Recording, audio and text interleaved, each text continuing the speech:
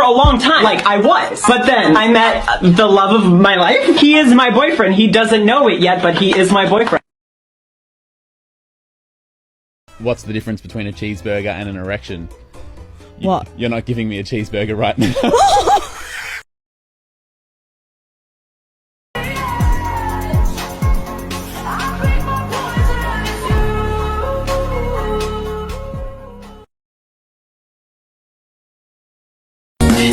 Just like a dream, the prettiest girl I've ever seen. From the cover of a... You think to yourself, well, that was weird, but I'm not trans. You are. You are trans.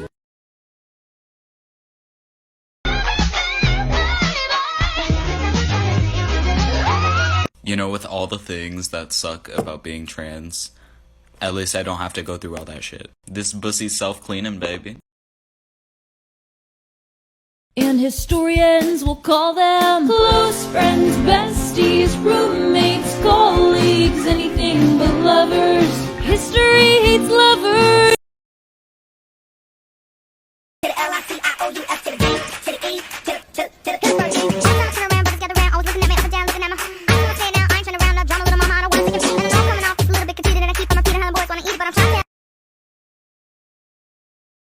And you thought he was cute before. Look at this peacoat, tell me he's broke. And I know you ain't into all that. I heard your lyrics, I feel your spirit, but I still talk that cash. Cause a lot of wags wanna hear.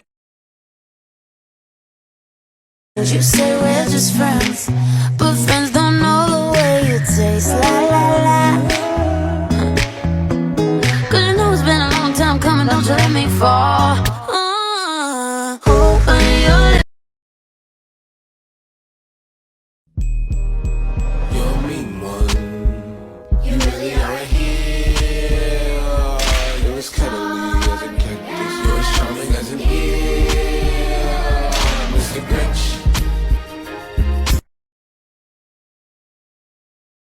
Like big boys, itty bitty boys, Mississippi boys, and the city boys. I like the pretty boys with the bow tie. Get your nails did, let it blow dry. I like a big beard, I like a clean face. I don't discriminate, come and get a taste. From the playboys to the gay boys.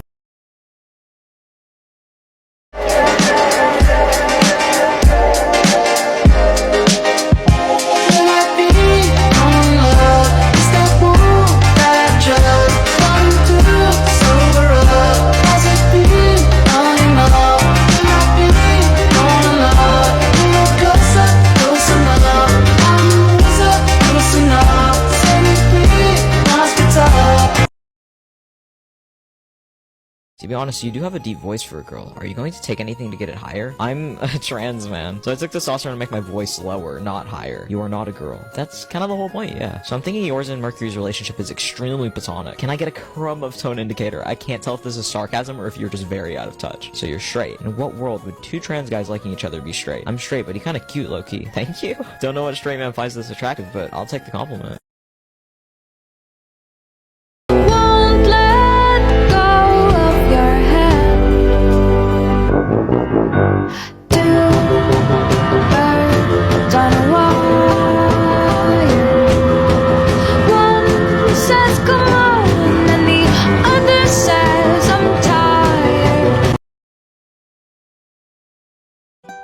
Hey everybody, so here's another blending video. This was a highly requested one. This is the MLM flag.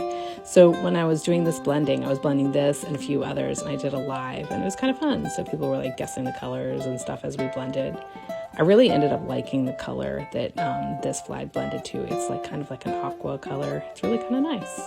So I decided that this was the perfect color to do seals. I think it was like kind of that watery color that made me think of it. And, you know, in one of my comments threads, I've been back and forth with someone about what to do with the asexual flag. And I was like, oh, gray, maybe I'll do seals. And then when I actually mixed this color up, I was like, nope, this is going to be the seal color. And then I ended up doing something different for the asexual flag. So you'll have to hang out and see the next one to see what the asexual flag I decided to do for that one. So anyways, for this one, I did this little project right here and adding a little stitching on top. And then ta-da, here they are. Aren't they adorbs?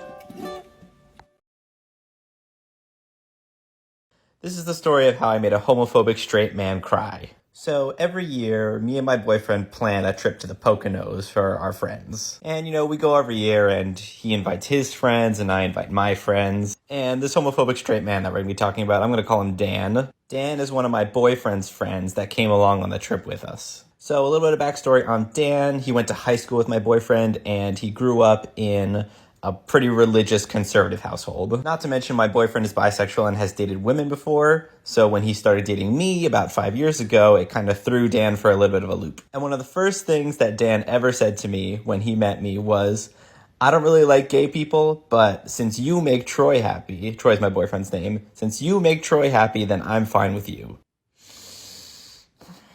But Dan had been my boyfriend's friend for longer than I was his boyfriend, so I didn't really want to make a fuss. I didn't really feel like causing drama in this friend group that wasn't mine. So anyway, fast forward about 2 years to the Poconos trip. I had been dating Troy for about 2 years, and we were sitting around like a campfire. And sitting there were me, my boyfriend, Dan, and his girlfriend.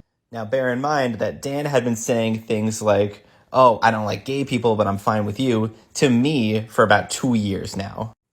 And I had just dealt with it. I didn't really want to make a fuss, but this time I was not having it anymore. So this was around the time that me and my boyfriend had started looking for apartments and stuff, and we were talking about moving out. And it was during this conversation that Dan jumped in and basically said, hey, what if we all moved in together? And I was literally thinking in my mind, there's no way I'm living with a homophobic man. It's just not happening.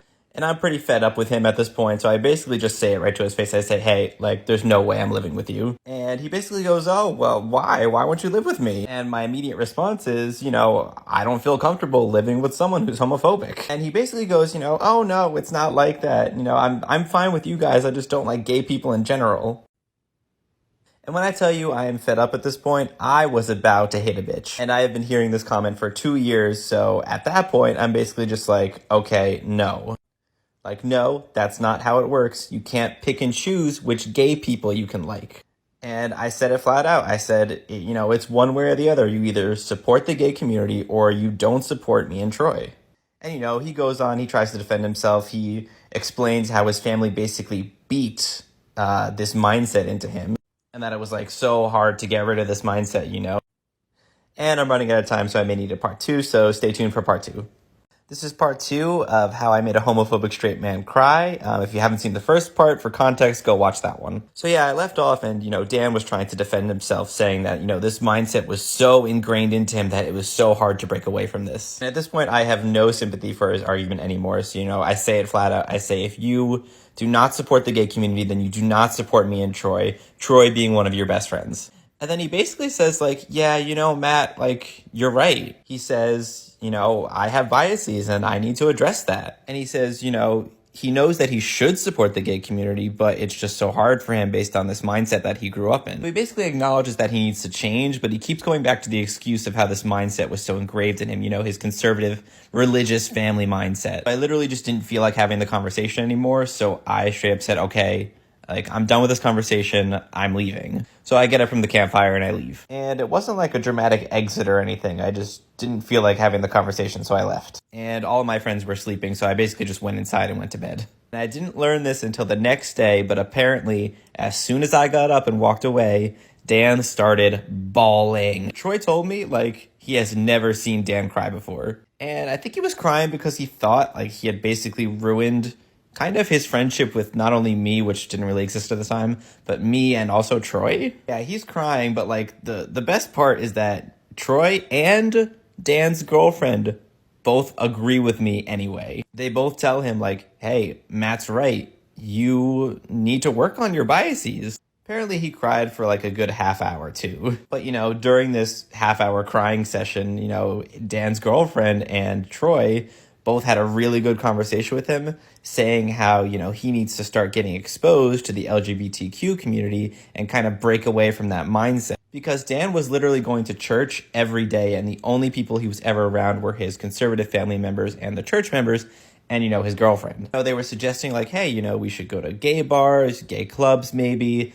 That way you can get more exposure to the LGBTQ community besides me and Troy. because we were his only like gay couple friends, I guess you could say at the time. So he really didn't receive any exposure to the LGBTQ community besides the two of us. So yeah, it's funny. I didn't learn about this until the next day. And also we didn't talk about it either. But, you know, that was 3 years ago. Dan is a completely different person now. And if you guys want a part 3, I can go into that a little bit to explain how we kind of beat his homophobia. But, you know, let me know in the comments if you want a part 3. Merch available at tiktokbunny.live/merch. Shop now.